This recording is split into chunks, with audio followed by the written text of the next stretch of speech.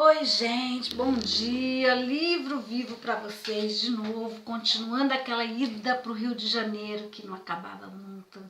Eu acho que do dia que a gente resolveu ir para o Rio de Janeiro até aí, acho que levou uns 8 meses. Eu não sei quanto tempo levou, mas era muito tempo. Então, aquela saída para o Rio de Janeiro, no dia que a gente tinha que ir embora para a rodoviária, tinha que se despedir das pessoas. De repente, o meu avô não deixa o meu irmão mais novo ir embora e nem deixa o meu irmão mais velho ir embora, que era 1 ano mais novo que eu, sou a mais velha de todos. E vai a família inteira para o Rio de Janeiro, menos o irmão mais novo e menos o irmão mais velho, que é 1 ano antes de mim, que é mais velho. Eu sou a mais velha, mas ele seria o mais velho dos meninos, de todos, antes de mim. E o pequenininho não deveria. Ele era muito novinho. Eu acho que ele deveria ter, não sei, ele deveria ter uns 2, 3 aninhos, o pequeno que ficou. E o maior era 1 ano mais novo que eu e a gente era muito amigos, a gente era muito íntimos. A gente era assim, era eu, ele, eu. Eu lembro que a gente brincava muito no mato, a gente conversava muito e no dia de ir embora, a gente foi se despedir no meio da floresta, no meio do matagal, assim, numa árvore. E a gente se despediu e se abraçamos e choramos muito um com o outro, porque para mim, ele não poder ir com a gente. Poxa, somos todos irmãos, filhos do mesmo homem, ele estava levando toda a família embora e não podia levar os filhos, porque o pai, o avô, mandava mais do que o pai. Olha que coisa, a psicologia de um planeta, de uma terra, de um lugar que não existe, gente. Quem coloca os filhos no mundo é que decide o destino dos filhos. E eu sei que foi assim, triste, foi como se tivesse arrancado mais um pedaço de mim. Doeu muito, porque quando eu penso agora, eu já sinto aquela dor assim aqui no estômago. Dói muito, gente, dói muito mesmo. E esse meu irmão ficou no Rio de Janeiro, no São Benedito, no Ceará, ficou na Serra Grande. O outro, eu não lembro de despedida do outro de jeito nenhum. Só lembro do mais velho, do Auricélio. O Auricélio foi o que ficou, e assim, que a gente tinha muita intimidade. Era meu irmão querido, era... Pois é. E foi eu, minha avó, minha irmã, minha outra irmã, meu outro irmão e meu outro irmão. Fomos embora. Nós éramos eu, a mais velha, o outro irmão, a outra irmã, o outro. Nós éramos 5. 5 foram embora, 2 ficaram, 6, 7. E o 8º pequenininho que morreu. Então, eram 3 perdas no mesmo ano. Meu irmãozinho que morreu e os 2 irmãos que ficaram no Ceará. E a gente foi embora para o Rio de Janeiro. Fomos para rodoviárias, entramos no ônibus, como tudo que a gente, criança, acho que criança é a coisa mais saudável do mundo, porque a criança tem um jeito de cicatrizar as coisas, porque como eu nunca tinha entrado num ônibus chique, nunca tinha entrado em um ônibus de viagem para muito longe, gente, do Ceará para o Rio de Janeiro é como se fosse daqui para a Turquia, daqui da Alemanha para a Turquia. E entrei naquele ônibus, eu ia sentada lá na frente. Não ia nada sentada lá na frente, não. Eu ficava em pé o dia inteiro lá na frente com o motorista conversando. E eu olhava para um lado, eu olhava para o outro, eu olhava para frente assim, via estradas, via viagens, e via muitos outros ônibus, e via tudo. E eu conversava demais com o motorista, e eu acho que aquilo tudo que eu fazia era um disfarce para não pensar no meu irmão que tinha ficado, no outro irmão.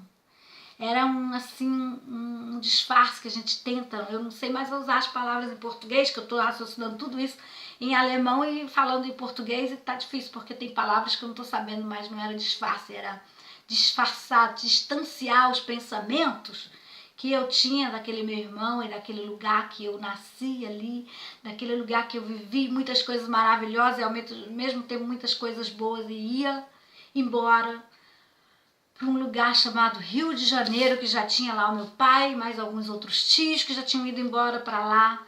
E a gente ia, e dentro daquele ônibus, conversando com o motorista, e eu ficava muito assim, encantada com tudo que eu via tudo, eu ficava encantada com aquela viagem, encantada demais com aquilo. E teve a parada, e a gente saía do ônibus muito cansado, muito cansado, muito cansado. E as paradas, a gente comia farofa, e comia farofa, e comia farofa.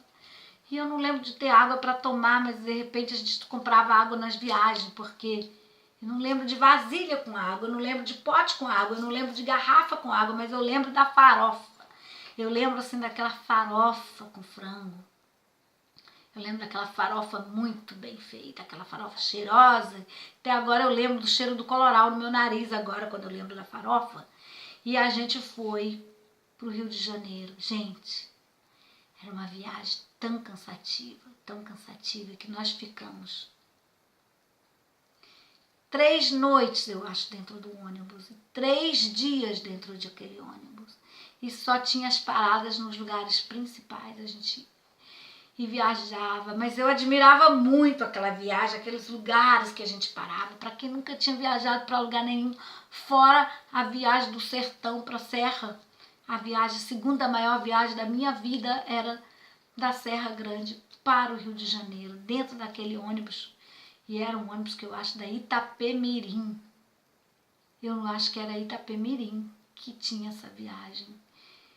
E a gente viajando, e parava nos lugares. E eu sei que uma vez a gente chegou, todo mundo falou, já estamos dentro do Rio de Janeiro! E eu comecei a ver assim muitos prédios altos. Muito, e a gente chegou, era de noite, gente. Era de noite, a gente chegou, era à noite. Muitos prédios altos, milhões de luzes que eu nunca tinha visto na minha vida.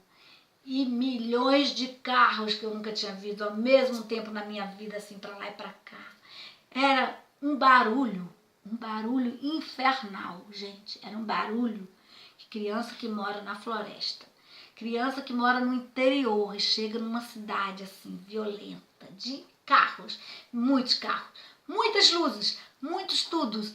E de repente a gente tem que passar numa ponte, todo mundo era a ponte Rio-Niterói, o lugar mais lindo do mundo. Passamos na ponte Rio-Niterói.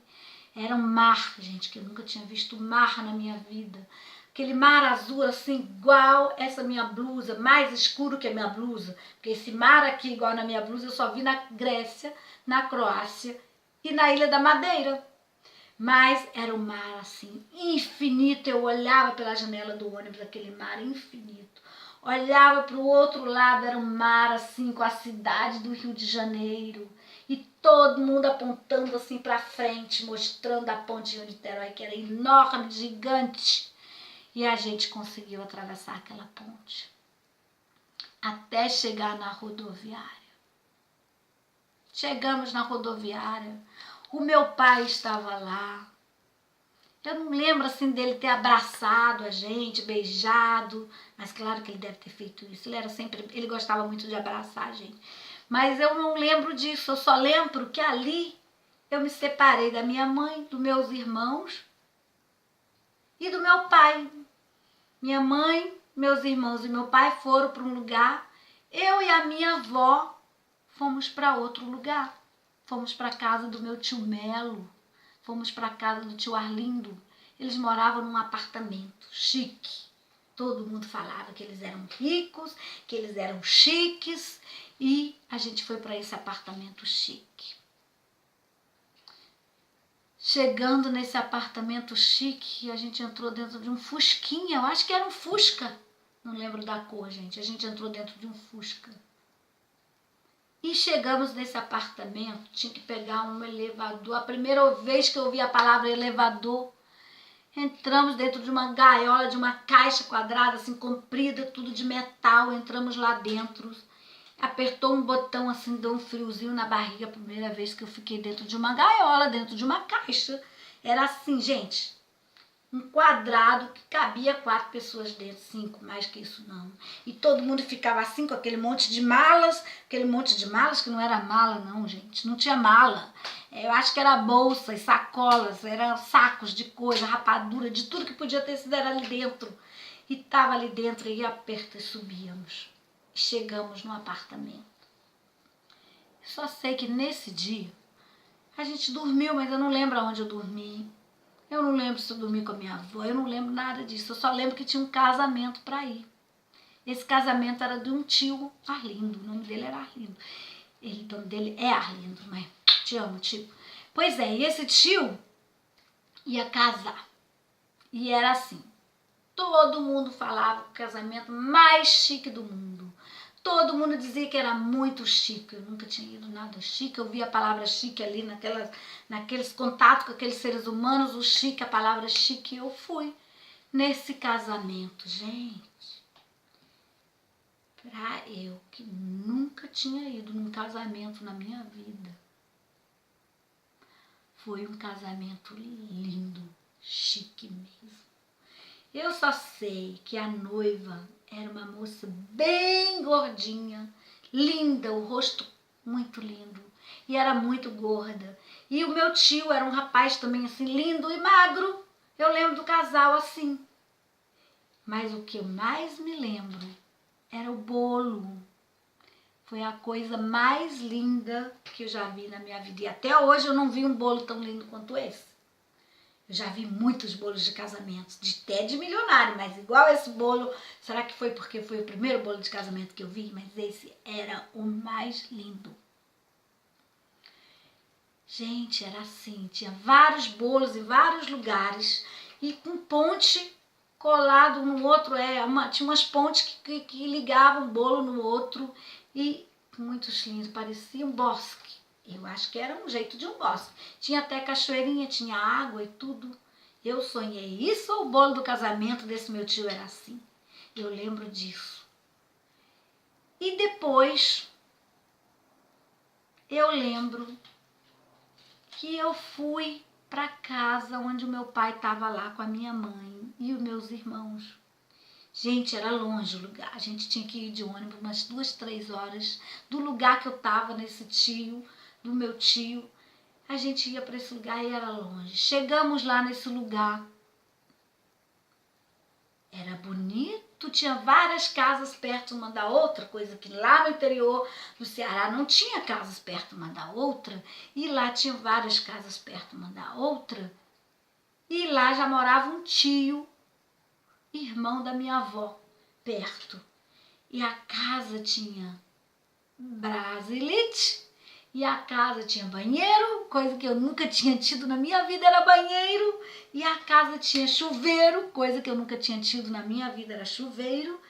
E era quarto, sala, cozinha e banheiro. Quarto, sala, cozinha e banheiro para um pai, mamãe e 5 filhos. Pois é, era assim.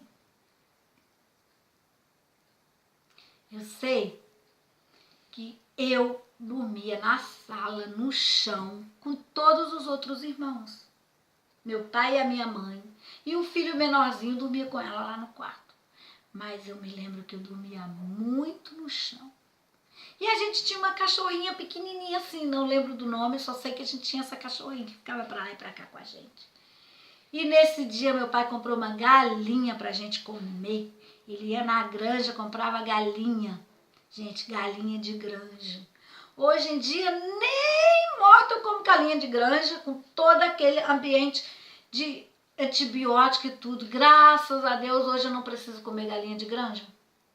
Hoje eu posso comprar uma galinha orgânica para comer, que não tem antibiótico, mas gente, comi muita galinha com antibiótico na vida. Pois é. E a minha mãe fazia uma galinha que era uma delícia. E assim eu fiquei morando naquela casa. Gente, começamos a viver ali, num lugar chamado Apolo 2. Um lugar chamado Apolo 2, aonde tinha uma Rio Bahia e aonde passava duas estradas assim perto uma da outra e uma não tinha nem uso. Pois é. E eu lembro que eu comecei a ir para a escola, gente. Foi a primeira vez que eu fui para uma escola grande, com muitos alunos. E nessa escola grande, com muitos alunos, eu fui primeiro dia para a escola com um primo. Não lembro desse primo, só sei que esse primo foi o primeiro menino que eu me encantei na minha vida pela primeira vez. Era esse primo, filho desse tio, irmão da minha avó. Foi a única pessoa que combinou comigo, foi a única pessoa que conversava comigo, foi a única pessoa que ia junto comigo para a escola. Só sei que um dia eu fui para a escola sozinha. Não sei porque esse primo não foi. Só sei que eu andei sozinho no caminho da escola, porque a gente tinha que andar mais ou menos uma meia hora para chegar na escola, a pé. E nesse caminho, quando eu ia passando assim, tinha um senhor negro, bem negro, escuro, bem escuro, um negrão, com uma enxada na mão, cavando a rua. Eu tomei um susto, fiquei com muito medo e voltei correndo para casa. O meu pai estava em casa. Eu falei para ele que eu não ia passar ali, que eu tinha medo. Por que eu tive medo, gente? Foi a primeira pessoa negra que eu vi na vida. E o meu pai pegou a minha mão, voltou lá, me apresentou para o moço e falou: minha filha, esse é um trabalhador, honesto, tá aqui trabalhando na rua. Só a pele é diferente, a cor, mas é humano quanto a gente. Isso eu nunca esqueço que o meu pai falou comigo. Depois desse dia ficou tudo normal, tudo tranquilo. Fui para a escola e eu voltava todo dia. Gente, mas o que mais me assusta, eu vou contar no próximo vídeo, que foi horrível, que eu nunca tinha visto na minha vida, violência. Um beijo, gente. Livro vivo.